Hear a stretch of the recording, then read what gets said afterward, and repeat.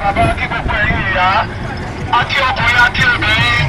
àwọn tẹ́rí ní Yorùbá Nation self-determination a kì í jà àbá political party kọ́kọ́ jà bí political party bí wọ́n ṣe lẹ́tọ̀ọ́ láti jáde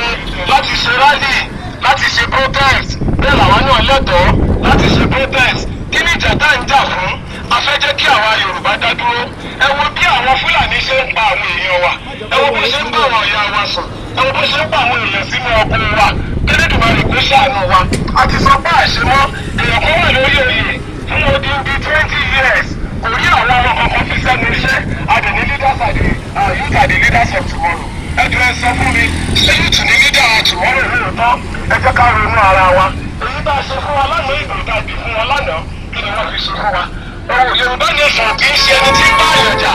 a kì í jà nítorí pé a kò fẹ́ fi ìjà a kò fẹ́ fi gba òmìnira a fi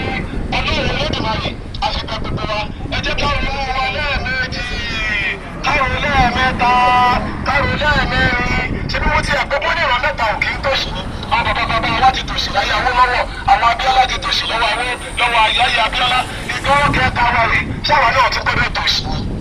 Ó yẹ kí gbogbo wa mọ̀ pé Fúlàní ò ní gbóyè fún Yorùbá láéláé nítorí àwọn àlùmọ́ọ́nì wa tí wọ́n ti ní àwọn faramọ́ àṣẹṣẹṣẹṣẹ náà ọjọ́ ìjọ lẹ́tẹ̀rà sínú ìṣẹ́lẹ́dẹ́ ọ̀nà yóò kọ́ ṣẹ́ta àwọn ìṣọ̀kan àpẹka tó tẹ̀síwájú nínú ìlera yìí ẹ̀ka ká pàṣẹ ẹ̀yẹ ẹ̀yọ́ ní ẹ̀ka ìwé ìjọba.